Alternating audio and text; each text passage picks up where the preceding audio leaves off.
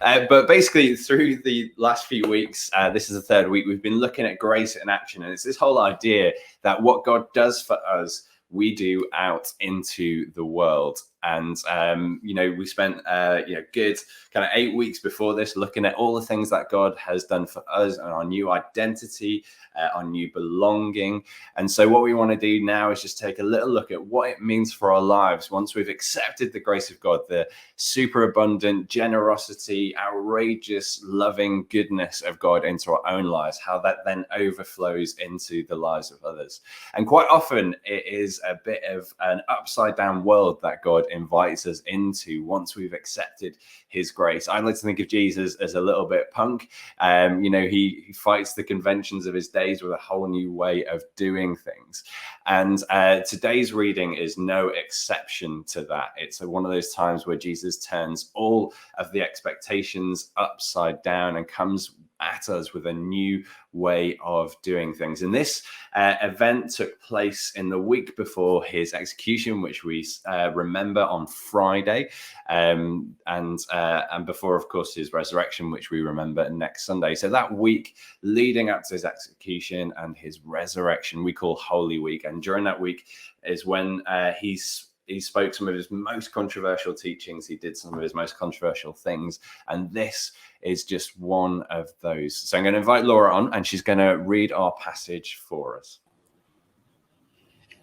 Thanks, Dave. Yeah, I always think that God's got a little bit of a sense of humour sometimes, and likes to say, well, you thought we were doing things that way, but actually not quite. And this is probably quite a good example of that, I think. So this is from John 13, I'm reading from verses 1 up to 17. It was just before the Passover festival. Jesus knew that the hour had come for him to leave this world and go to the Father. Having loved his own who were in the world, he loved them to the end. The evening meal was in progress, and the devil had already prompted Judas, the son of Simon Iscariot, to betray Jesus. Jesus knew that the Father had put all things under his power, and that he had come from God and was returning to God. So he got up from the meal, took off his outer clothing, and wrapped a towel around his waist. After that, he poured water into a basin and began to wash his disciples' feet, drying them with the towel that was wrapped around him. He came to Simon Peter, who said to him, "Lord, are you going to wash my feet?" Jesus replied, "You do not realize now what I am doing, but later you will understand." "No," said Peter, "you shall never wash my feet." Jesus answered, "Unless I wash you, you have no part with me." "Then, Lord," Simon Peter replied, "not just my feet, but my hands and my head as well." Jesus answered, "Those who have had a bath need only to wash their feet. Their whole body is clean, and you are clean, though not every one of you." For he knew who was going to betray him, and that was why he said not everyone was clean. When he had finished washing their feet, he put on his clothes and returned to his place. "Do you understand what I have done for you?" he asked them. "You call me teacher and Lord, and rightly so, for that is what I am. Now that I, your Lord and teacher, have washed your feet, you also should wash one another's feet. I have set you an example that you should do as I have done for you. Very truly I tell you, no servant is greater than his master, nor is a messenger greater than the one who sent him. Now that you know these things, you will be blessed if you do them."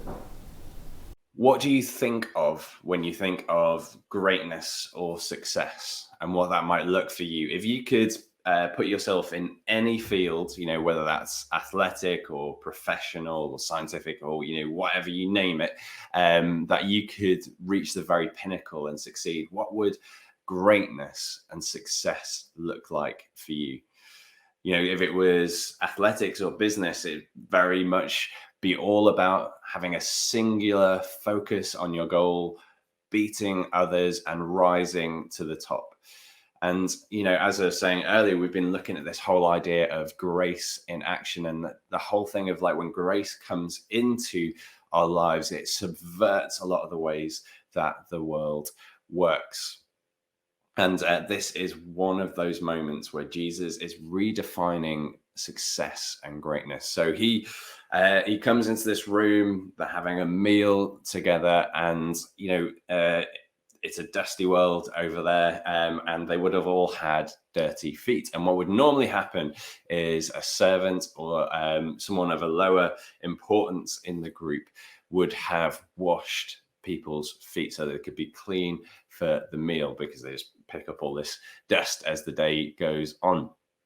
But instead, what happens is Jesus, their teacher, the one who is in charge, the one who they've left everything for and has followed as their instructor for the last 3 years, instead picks up the towel and starts washing their feet. You see, these disciples, we already know, at least some of them, probably all of them, are a bit competitive.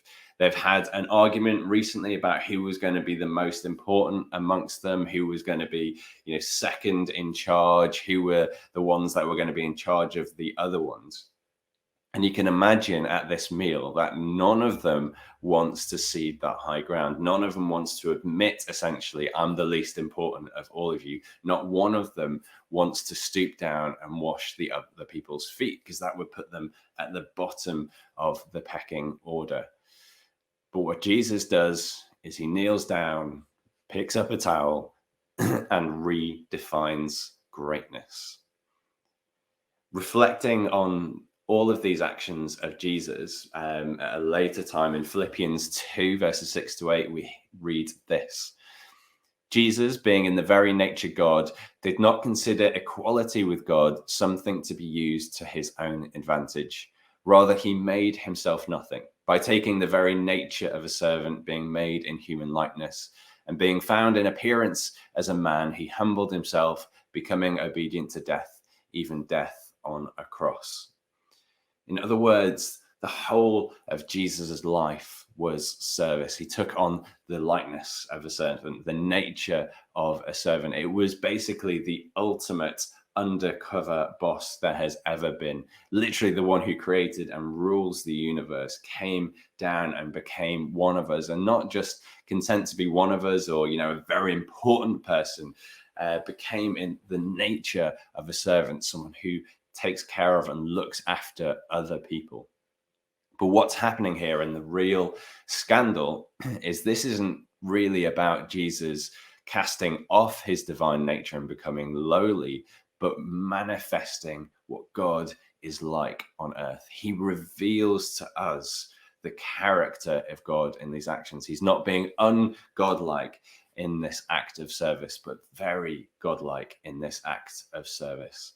And this self-giving in washing the feet of his own disciples is just one expression of a deeper nature that he has that will be expressed most fully at the end of that week as he lays down his life for his sheep, as it says elsewhere. And all of that is to say that greatness in the kingdom of God is achieved through service. The way to climb the ladder is to wash feet. Bernard of Clairvaux, who was a 12th century abbot, put it like this: learn the lesson that if you are to do the work of a prophet, what you need is not a scepter, but a hoe. What you need to do are acts of service, not to rule over other people. As with all of the actions of God in grace, it's God who takes the initiative and loves us first. And it's only upon reception of what God has done for us and the subsequent change of our hearts that we can then act. And that's what's happening here in a very practical way. In order to receive and then share this grace of God, they have to have their feet washed by Jesus first. They have to receive it before they wash other people's feet. We always stand in the actions of God upon our lives first, in our new identity first. That's why, we're doing Ephesians this year in 2 parts. And the first part really is just all about everything that God has done for us and where we stand in his identity. And that's why we took everyone in the church through that, because before we even want to think about what we do, we need to let our hearts receive from God first. We need to let God wash our feet first, knowing who we are to him, receiving his love in order to act out of that. And Jesus has to explain to his disciples what he's on about here, because they are massively confused. And Peter, who's often the spokesperson, is like, you shouldn't do this. He's scandalized by it. Like, this isn't okay. It's not okay for the teacher to wash the students' feet. This is a horrific and embarrassing reversal. He can't accept what Jesus is doing. But then Jesus says that, you have to be clean. I have to wash you. At which point he's like, then wash all of me. Again, this is just classic Peter. He's like, okay, having understood that this is important, I want to go all in on this. I want to go 1,000% on it. And what Jesus says next is really intriguing. He says, you're already clean. It's only your feet I need to wash. And over the centuries, people have discussed and debated what it is that Jesus means by this imagery. What does it mean that to wash feet and be already clean? So the basic image is this, of someone who has already been washed head to toe. They've been for a spa day, they've had a lovely bath, they've had a shower, they're completely clean. And it's only in the day-to-day acts of walking around that their feet have got dirty again. And so it's just the feet that need to get clean. So what is this all about? One interpretation is that, the washing is baptism. And that makes a lot of sense, because baptism is all about being washed entirely clean of everything we've done in our lives. It's a once and for all thing. You don't get baptized multiple times. You get baptized once, because you only need one baptism to be cleaned from your old life and to be reborn into this new, cleaner life. So maybe it's that, except that prior to this, there's not really been any mention of baptism outside John's baptism, and we don't get told if they've been baptized by John's baptism or not. So that's not really there. I think a more compelling argument is that Jesus has formed this faithful group of disciples who are now no longer part of the patterns of this world, because they've listened to him, they've followed him, and they have been reformed by him. They are no longer like other people in the world. Basically, they are Jesus' people.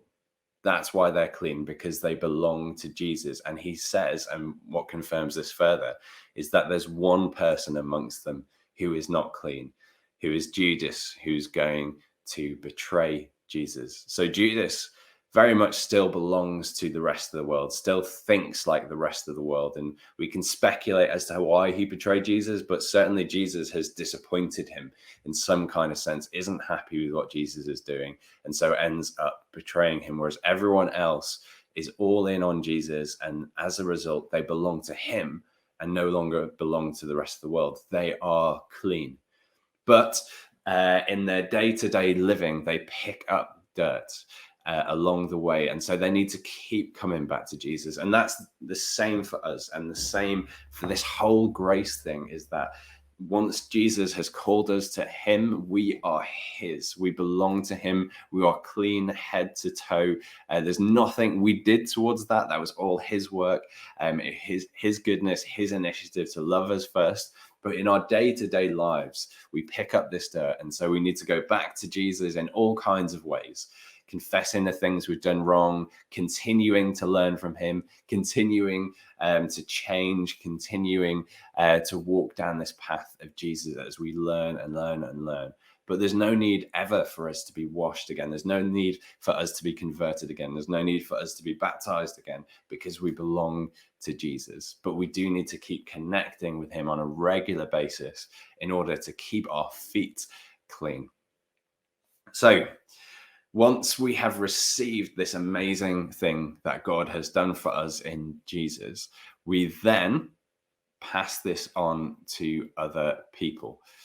What we receive is what we pass on. Last week we looked at forgiveness, and it's this idea that if you've really truly received forgiveness, then of course you are going to pass that on to other people. And if you don't pass that on to the people, it's kind of evidence that you never received it in the first place, or you never really understood the depth to which you are forgiven. And service is another thing like that, where Jesus serves us, loves us, takes the initiative first. Even though he's far above us, he came down to our level, then below our level, in order to love and serve us. And we should do the same to other people. That's what Jesus says. He says, no one is above their master. In other words, if I do this for you, then you do this for other people. As a theologian, J. Ramsey Michaels, writing about this very passage, he puts it like this: God's actions of grace towards humanity through Jesus find their completion and full realization in things that the recipients of this grace do for one another. And he draws it out like a triangle. What God has done for us, we do for other people. What we've received from God is the same thing that we pass on. Once God's done this for us, it changes our relationship to other people. If God serves us, then we serve other people. You can think of it almost in terms of company cultures. So, for example, Amazon is under a lot of fire right now because of the way it treats its employees. It tries to get out of them everything it can. And Jeff Bezos has become a billionaire many times over because of those practices. So he works in the reverse ways to Jesus. What's the most I can extract from the world and from my workers? What's the least we can pay them? How far can we push them, and how much can we get out of them? How much can we lord it over them in Jesus' terms? And Jesus' company culture is the reverse of that. He's like, what can I give to you? And once he has given to you, then that love overflows to those who are around us. It creates a totally different type of culture altogether. So if you remember nothing else from today, Jesus is the reverse of Jeff Bezos. That's my controversial theological statement for the day. It is a practical thing that overflows from a heart stance. And that is really important, because there are some imitations of this that we can talk about later. And, it's one of the practices during this week, during Holy Week, that some church leaders will wash the feet of the people that they serve as a way of remembering this. But, it's that actual act can mean nothing unless it comes from that inward change. So it's always from that inward change. But the idea is that being washed leads to us washing the feet of others. Now, we are not in a world that thinks like this or values this. So I used to work in Costa Coffee back in the day. And when I worked there, people often would treat me like an idiot or like the servant class again. So you would get certain types of customers who, in their mind, there was still a servant class and you were it. And they would talk down to you. They would avoid eye contact. They would tell you what to do. They would tell you very bluntly when you got your job, not up to their standards, all of that kind of thing. I've got to say, since doing a bunch of hours on the shop floor at Story House, we have a much nicer bunch of people to Story House. It was way nicer than working for Costa. But one of the things that was really telling when I was working back at Costa Coffee was that, I had a fairly decent degree when I was working there. And lots of people were just not happy with the fact that me with a good degree was working in a coffee shop. So there was the manager of the whole building that we were in, and he was like always asking me about, so what are you doing next? What are you moving on to? Like, but he wouldn't ask that of other people who obviously, belonged there. Some of my co-workers as well, like, why did you go for this job? There's this sense that like, we've got to go for that, but you could not be here type thing. And there's this thing of like, we still inherently think there is a pecking order to life, and that people belong at certain levels on that pecking order. And it is still offensive to us when people remove themselves even slightly out of that order. So to do this, we are working out of a totally different value system. This is not a tweak. We're standing against one of the ingrained ways that the world actually works and people think the world should work. And it's one in which we're replacing pride and selfish ambition with humility and love for others.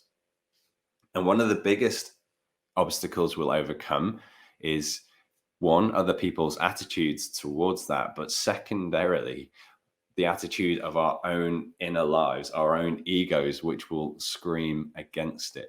To go back to the disciples, commenting on this, Richard Foster says that most of us will never know that we will never be the greatest. Just don't let us be the least. That's why none of them wanted to stoop down and wash feet, because they were terrified of being at the bottom of the ladder. It's the ego that screams out, no, I need to be important. I need to be noticed. I need to be recognized. But as William Temple, former Archbishop, said, when a man stands on his dignity, he usually succeeds in squashing it flat.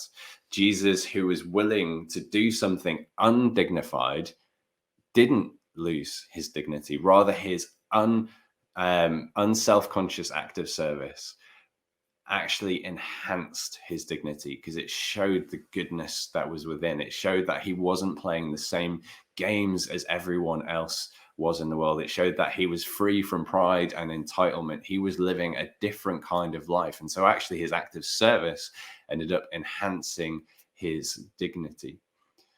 One of the great things of actually getting practical with this, actually serving other people in practical ways, is that it liberates us from the freedom, from the opinions of other people. So Dallas Willard, who's a bit of a legend in theological circles, writing about serving others, said that paradoxically, perhaps, service is the high road to freedom from bondage to other people. And quoting Colossians 3, which is a letter to an early church, points out that serving other people gives us the opportunity to not be people pleasers or eye pleasers, as it puts it, but rather to serve single-heartedly towards God instead. So in other words, when you are breaking convention, when you're serving and loving other people, you are no longer doing things for the benefit of who's watching, but simply for the audience of one, for the benefit of God. So it liberates us from the opinion of others. It also liberates us from the allure of power. And this is why acts of service can be really important if you have an important job or a high social status. It's those kind of people who struggle most. In fact, some people have written about the fact that it's not actually failure that's the hardest thing to deal with in a Christian life, but success. And to maintain the heart of a servant when you are successful in life is potentially one of the greatest challenges that any Christian will face. But if we're able to do it, if we're able to have an important job, an important position, and do that with a servant heart, that will enable us to handle power well and not have it corrupt our souls. It will liberate us from the allure of power. A way of checking our own hearts around this is that essentially there should never be any task that we believe is beneath us. There should never be a task that is too mundane or too ordinary for us to do. And when we find ourselves complaining that this is beneath us or too mundane or too ordinary or taking up too much time or whatever you name it, that is that pride creeping back in, and double the reason why we need to stick at these activities. Ultimately, it trains us in the freedom of humility. Humility isn't thinking you're a terrible person. Humility is knowing the facts on the ground, how things really are, that we are not all that we're not as important as we might think we are, but we are who we are by the grace of God. It liberates us from the rat race and helps us to climb the true ladder of success, God's ladder of success, which is won through service. One of the things I love about it more than any other is it's a change of heart in which we want other people to win and not us. We want to set other people up for success and not ourselves.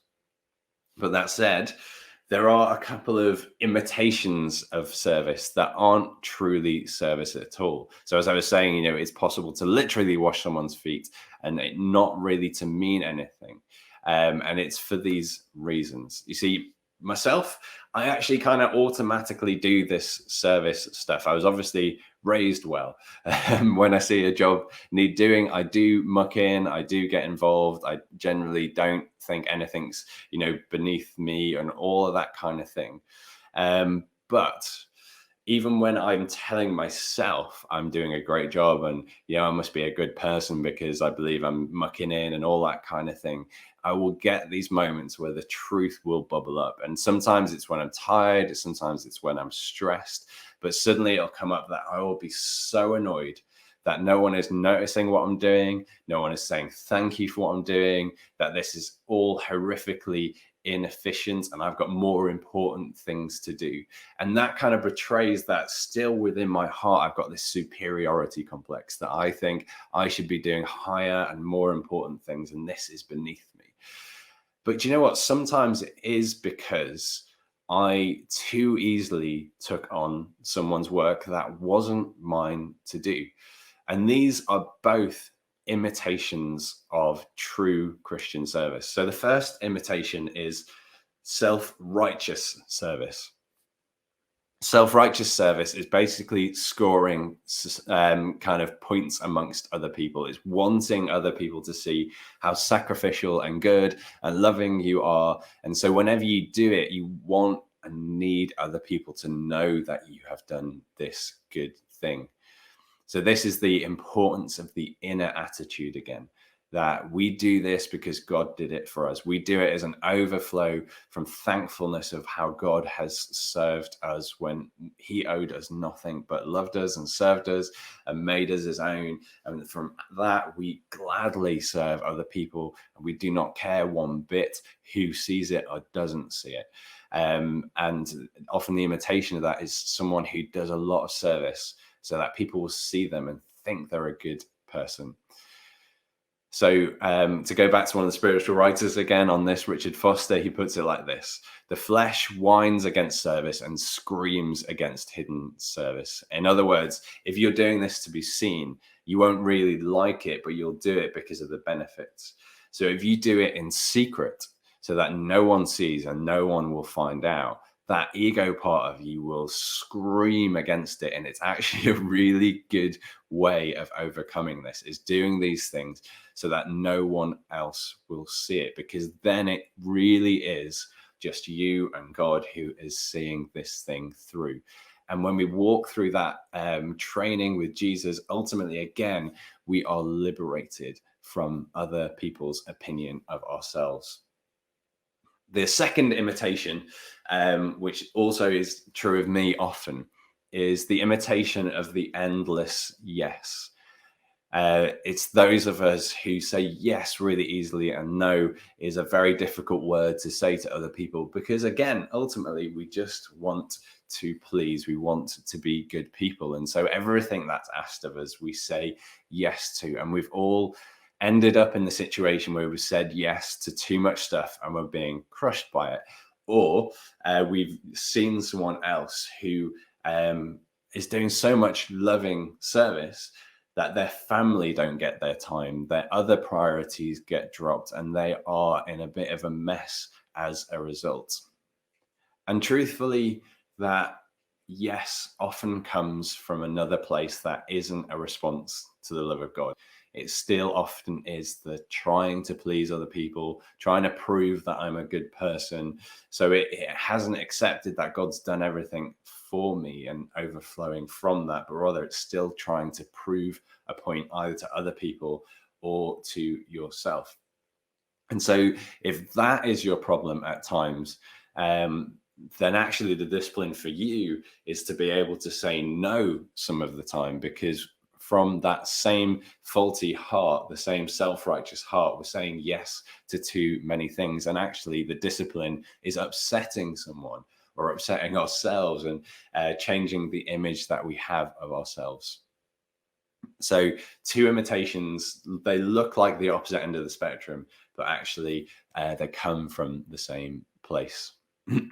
But again, practicing service liberates us from ego, from opinion, from corruption of power.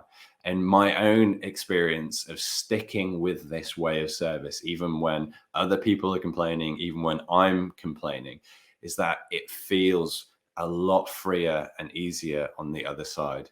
When you're no longer trying to prove yourself to other people, when you no longer think you're incredibly precious and there's, these jobs that are just too far beneath you, when you're no longer trying to prove yourself to yourself in the world, it is far more freeing. This economy of grace, God's way of doing things, is a much easier and broader space to live in. I recommend it. So all that being said, what does this look like? See, this is one of those things we can never kid ourselves that we're doing it in our hearts, because it's a practical thing. So unless we're actually doing this stuff, then we're not doing this stuff. It's certainly possible, as I've just said, to do this out of the wrong motive, but it's not possible to have the right motive and do nothing. That bit doesn't work. So what does this look like? Well, first of all, before we get into a list of all the potential ways we can practice this, it's important to say that this is a way of life, not discrete activities. This is a heart posture. This is how we approach our life generally, with the attitude of a servant rather than doing bits of service. And those two things are very different. Like, it's not a few discrete activities, but it's a new identity and attitude that we take towards others, that, we don't care about the pecking order. There is nothing beneath us. We live to love and serve other people. And that means it can express itself in massively different ways, depending what your life looks like at the moment. But that said, here are some of the practices, some of the things we can do, either as a way of training ourselves in the way of Jesus, or simply to do them from the overflow. So one already mentioned is to do acts of hidden service. That is to do things for others that only you and God know about, that no one else knows about. So this does two big things. One is it retrains our heart, so we don't have to be like, look at me, prove myself, all that kind of stuff, but rather it actually trains us to just be satisfied in God's opinion of us alone, which he's already decided. And secondarily, it just sends out these little ripples of joy into a community when we do it.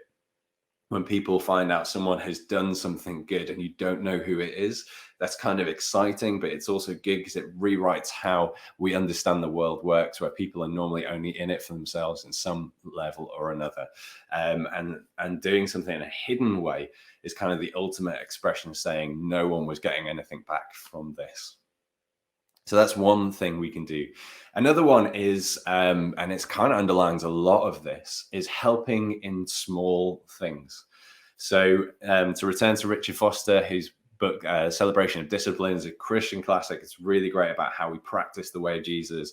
And talking about this, he was saying how annoyed he was that one day he was spending a lot of time helping a friend run some errands because his friend needed some help. And he was driving around town and picking up bits and pieces. And basically, he got into his head, I'm too busy and important for this. And so he brought a book with him. And in between times, his friend was out in the shop and he found himself reading the book. And as he was reading this book, he basically read this line of rebuke that said, if you ever think you're too busy or don't have the time for something, you've got too high an opinion of yourself. So again, one of the great ways that we can help other people, but also train ourselves, is to help out with the really menial, small things. It says, I'm not too important for this, but rather the person we're serving is important. It's 1,000 tiny little deaths to ourselves. Jesus says that if you want to find your life, you need to lose it. This is one of the little ways that we can start to lose our life in order to find it. There's the service of common courtesy. That is giving people the time of day. So again, quite often in modern culture, we think efficiency and time, and we need to get the most out of things. And so we won't give people the time of day, just do things inefficiently, spend time with someone, listen to their story, unless, again, in some kind of way it is benefiting us or we are required to do it. So, that boring person that unimportant person, or just your neighbor, whatever it is not rushing from one thing to the next, which is a bit of a disease in Crosby, doing a million things, rushing from one thing to the next, but actually stopping, deciding, I'm not going to be an efficient machine today. I'm going to spend time with this person. I'm going to give them the courtesy of who they are as another person.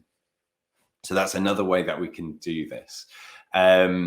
Another way, which is really counterintuitive but important for the heart stuff, is the act of letting yourself being served. And again, in Crosby, sometimes one of the words that we really struggle with the most is help. That is asking for help ourselves. We want to appear self-sufficient, on top of things, that we know what we're doing. But again, sometimes in order to realize that we're not all together, that we do need God, that we do need other people. Sometimes the breakthrough that we need in order to be free, in order to feel free to serve other people, is to let people help us. And that might be where you're at today. Another one is the service of hospitality. In normal times, that would mean opening up your home, inviting people around for dinner. That's always been a major practice of the church, of welcoming in neighbors and strangers and friends around the table. I had a friend who used to live in Liverpool, and every Tuesday night, they got a really long dinner table, and they would just have a free invite to pretty much anyone they met during the week to come around Tuesday night for dinner, and they would have anywhere between 12 and 30 people come around for dinner at theirs.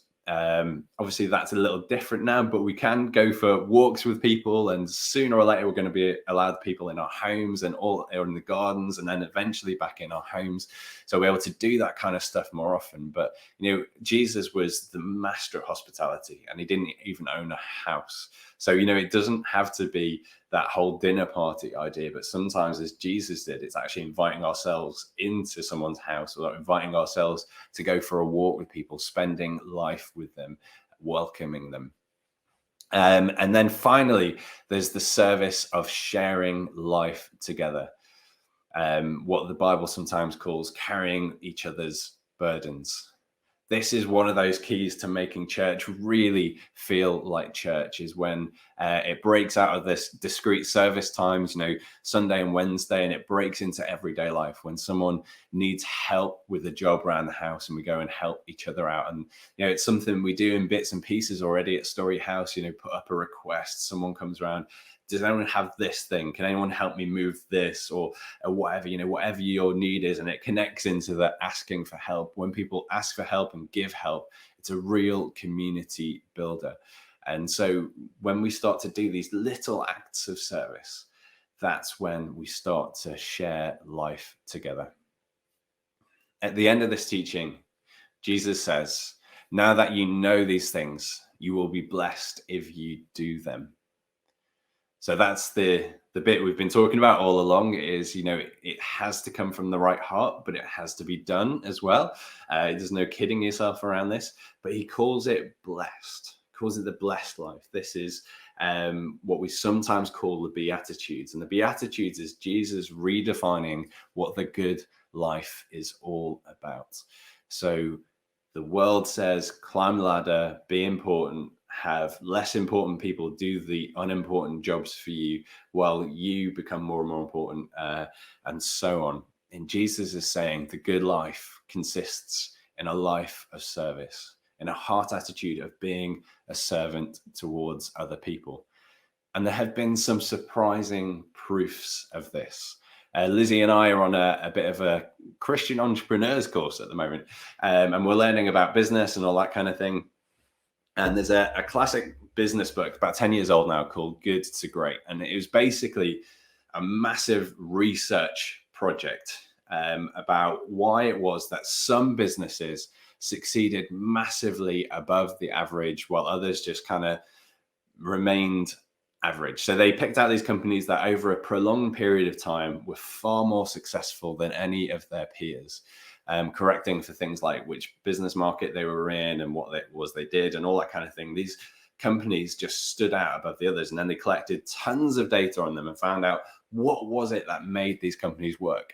And their biggest and number one finding, there was a few findings, but the biggest one was actually that the person who was in charge was what they called a level 5 leader.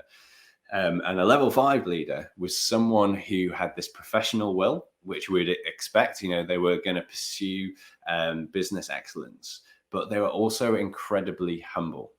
They were not about themselves. They were about serving others. Nothing was beneath them. They weren't there to big up their own profile, but rather to help other people. And they found this time and time and time again in these organizations that were doing great. At the top was a leader who was humble. They said that's surprising because the image which is still painted in the business world is the kind of rock star CEO, the Richard Branson, the big personality that's in charge. And we think these big personalities come in, it's all about them, that surely they're the ones that are leading the great companies. And no, it's not. It's the people you've never heard about, the people who are willing to serve those who are supposed to be underneath them. And then Chick-fil-A, you won't have heard of them. It's an American company, but they're actually in America. They're actually bigger than McDonald's. They're a fast food chain, and they've got this whole model of excellence. And again, they're bigger than McDonald's. They're growing. They're really the most successful fast food chain in America.